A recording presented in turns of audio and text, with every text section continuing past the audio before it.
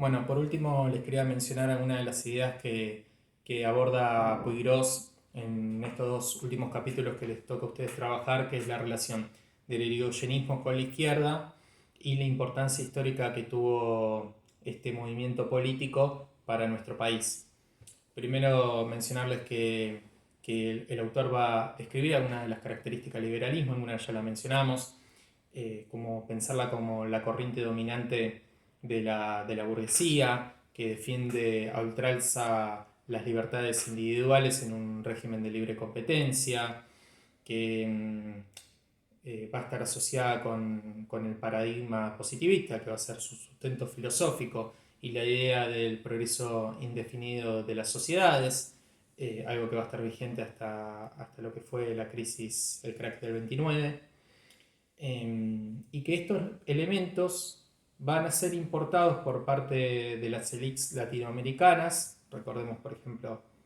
el lema de la bandera de Brasil, que desde esa época la cuestión del orden y progreso, lo que fue la generación del 80 acá con paz y administración,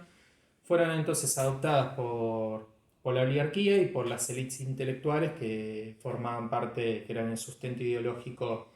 de estos partidos políticos o de este partido político. Lo curioso que va a plantear el autor es que el socialismo va a reivindicar dos de los principios del liberalismo: la cuestión de la defensa de las libertades individuales y la idea del progreso infinito de las sociedades. Un socialismo argentino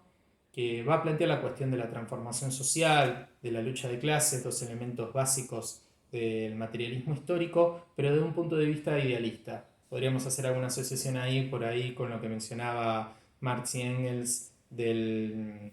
socialismo crítico utópico, ¿no? Un socialismo argentino que se va a posicionar por encima de nuestra sociedad, intentando interpretar las problemáticas y nuestra realidad a partir de la óptica de pensadores ingleses, alemanes, franceses, que interpretan el socialismo bajo una realidad total, o interpretan los problemas de la sociedad bajo un contexto totalmente diferente. Y que va a ser, por último, la última crítica que le va a hacer el autor es esta cuestión de cómo el socialismo fue tan fuertemente crítico al irigoyenismo, al cual considera parte de la barbarie de nuestro país, al punto de que formó parte del clima desestabilizador que terminó con el derrocamiento de Irigoyen y que le otorgó a los sectores conservadores de la Argentina el terreno propicio para la conquista del poder. Esto es importante también para pensar, para asociar con hechos que ocurrieron incluso más recientemente, en donde lo que plantea Puiggrós es que la izquierda terminó siendo funcional a los intereses de la burguesía. Y esta relación existente entre el irigoyenismo y la izquierda lo podemos ver en lo que fue la política exterior, donde Puiggrós va a destacar bastante las medidas que toma Irigoyen, incluyendo la neutralidad durante la Primera Guerra Mundial, eh,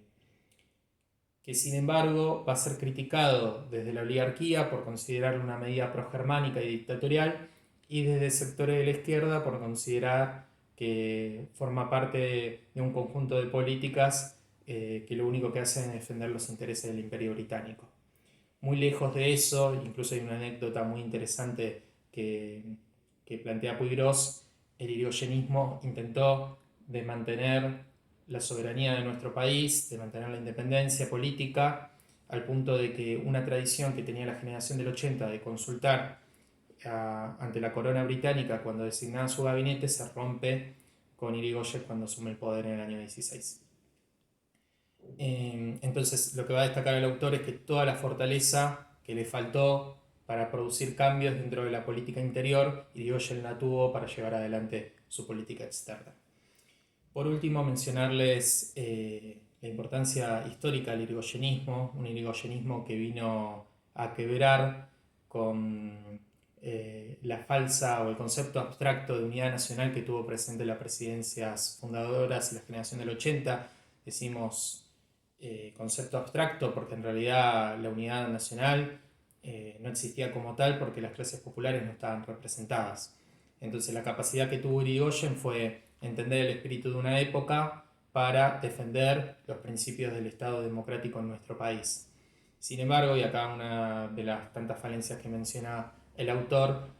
se quedó a medias tintas el irigoyenismo porque permitió el ingreso de las corrientes liberales, que eran las que determinaban el rumbo económico y político de nuestro país. También el autor va a mencionar que al irigoyenismo le faltó una doctrina propia, no logró desarrollarla,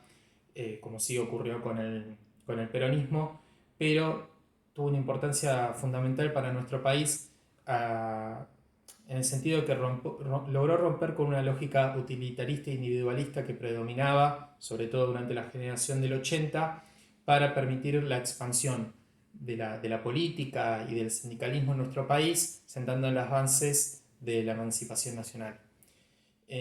Otro elemento que les quiero mencionar, que quiero destacar para asociar también con uno de los autores que venimos trabajando a lo largo de la cátedra, a lo largo de las clases que tuvimos, es un historiador radical, creo que se llama Del Mazo, que planteaba que el irigoyenismo no puede ser entendido como un partido ni de izquierda, ni de centro, ni de derecha, sino como el espíritu mismo de la nación. Entonces, lo que terminó adoptando el radicalismo es las características de una religión política, ¿no? Para pensar también en términos de lo que plantea Gentile. Eh, Última cosa que les quiero mencionar, eh, la herencia del radicalismo, lamentablemente, y esto plantea Puigros, como sucedió con otros movimientos sociales y políticos, no fue seguida por muchos de sus seguidores, terminando quebrando, siguiendo otro rumbo totalmente diferente al planteado por Irigoyen. Y sin embargo es el mismo carisma, es el mismo, la misma importancia, la misma influencia que va a tener Hipólito Yrigoyen, lo que va a sentar las bases del Estado democrático en nuestro país y de la integración de un montón de clases sociales que no habían estado invitados a la gran fiesta de la oligarquía, ¿no? Por eso destacar la importancia de Irigoyen y la importancia del radicalismo en la historia de nuestro país.